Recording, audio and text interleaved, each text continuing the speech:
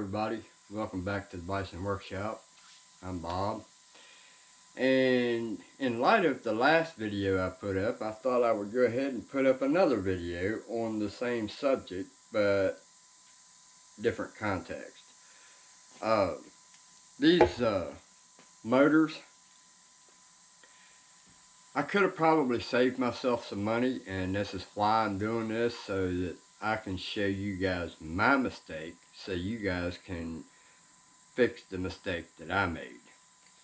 I basically went and bought the new regulators and the new motors all in one set, and when I got them, one was different than the other one. So I ended up having to change the regulator also. Now I bought the regulator and the motor set just because it was just as cheap to buy the whole both sides as a set than it was to buy the motor individually. So just in case I got in there and found out my regulators were bad or something, I went ahead and bought the whole set. I didn't need the whole set, and I kind of figured that, but it's better to have it and not need it than it is to need it and not have it. So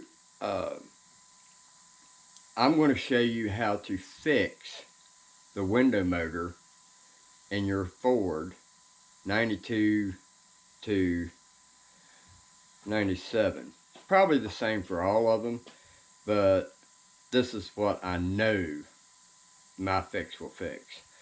So basically, it's a simple fix. Not a whole lot of people know this. I didn't at the time, but they make these window motors for dumbasses. Dumbasses who don't know to get their hand out of the window to roll it up. That's what's wrong with this world today.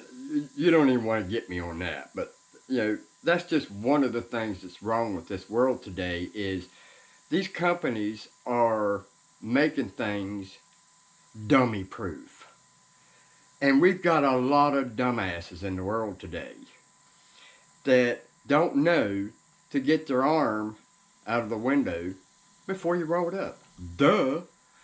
So they make these cheaply, and it helps these companies out too, because then they don't have to spend as much on the parts. So they put these old neoprene bushings in there, or pins. Basically, this is my version of the pin, but they make them out of neoprene, and over time they dry rot and they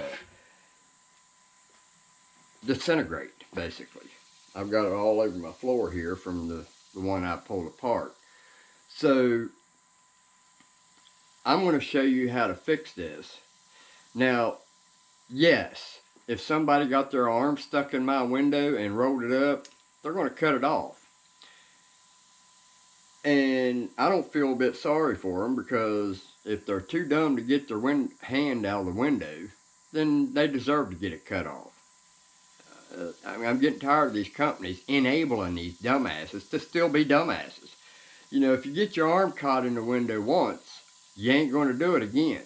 Just like when you was a child and your mama says, hey, don't touch the wood stove, it's hot. You don't pay no attention to her, because at that time you're a dumbass. You touch it, you become smart really fast. So you never touch that stove again, because you learned your lesson. So if these companies would make that so that if they hurt themselves, they ain't going to do it again.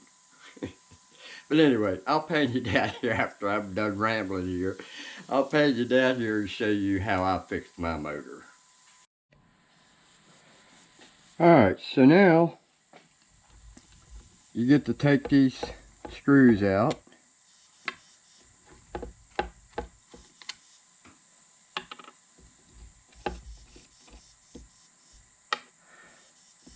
Then you take this Phillips head screw out.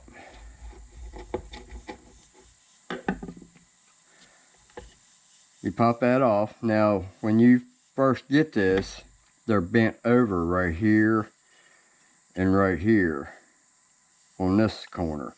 So you just have to take a straight screwdriver and just kind of pop it out a little bit, and then this cover will come right off.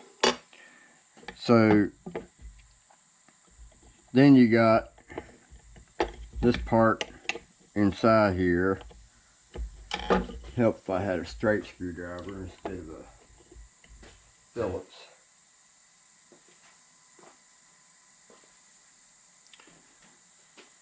I got a piece of metal on my finger.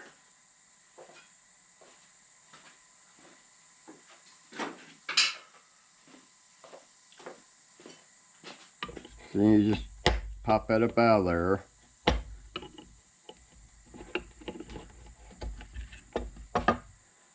And you clean all that stuff out of there. And pop this up out of there too. And then clean all that plastic stuff out of there. So we'll just take a rag here. Actually, we'll just take and blow it out of there. And you just blow all that yellow stuff out of there. Some of it won't come out of there, so you have to get something to get down in there. And I mean, it's not going to hurt nothing to leave it in there, but I'm a OCD, so when I see it in there, it ain't supposed to be in there. I don't want it in there. And you can see where it caked it on the side. So we'll just clean all that out of there.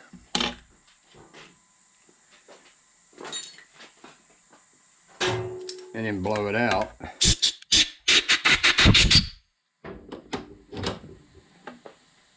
And then we'll take a rag and clean that shaft a little bit.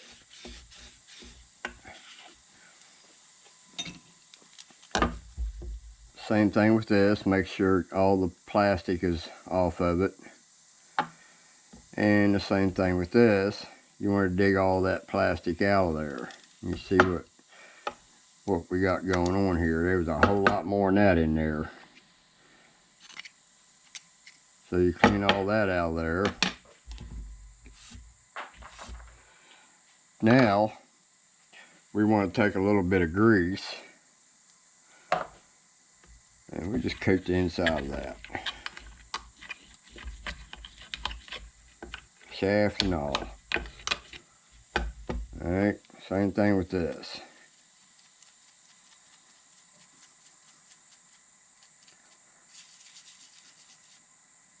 Just cover it all. It ain't gonna hurt to have. It's better to have a lot than not enough. So then you slide that down back in there and make sure it lines up with the teeth. And then I went and made these pins. And these pins measures right at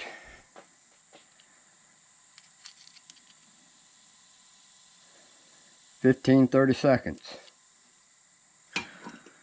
So we'll take this and hold it up against there. It's going to take 3 fingers. This one over that side, and then this finger will take care of that one. Then you slide that down on there. Slide it down in there like that.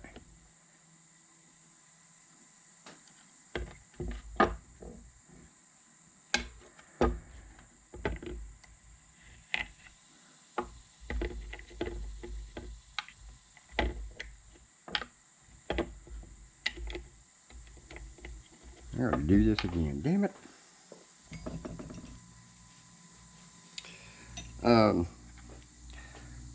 I got these a little bit too long. Let me shorten these a little bit. I gotta make sure. I didn't realize that there was a tit in there. So I've got to measure from the top of that tit. I mean, I could take that tit off of there. It's just a little high rise right there, because I measured it for the outside. So we'll remeasure.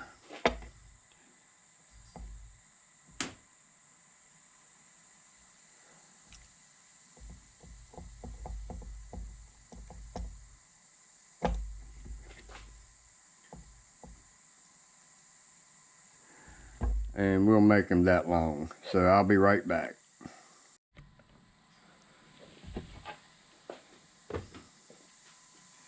Alright guys, I had to shorten those because they were a little long by about that much. So, so now this thing ought to go together just fine. So we just take those, stick them down in there. And there we go. And it don't matter if it's got that little bit of slop in it. It'll work just fine. So then we just put it back together. Put that screw back in.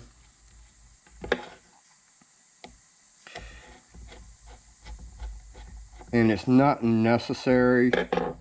Ford did a lot of unnecessary stuff. You know, it is not necessary to have that clip on there, and it's not necessary to bend these over. When this is mounted to the regulator, these screws here are going to hold all that, sandwich this in between the motor and or the gear box and the regulator.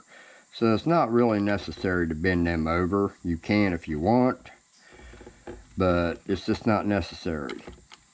So the little C-clip or snap ring, it's not necessary. It's not coming off of there. When this is up on the regulator, this gear's not coming out of there. It's not coming out of there even with this on. So why they needed to put that on there is beyond me. So this is fixed and is ready to use. So, and if I would have thought about it and figured that was the only problem I had, I probably should have fixed this to begin with and saved myself some money.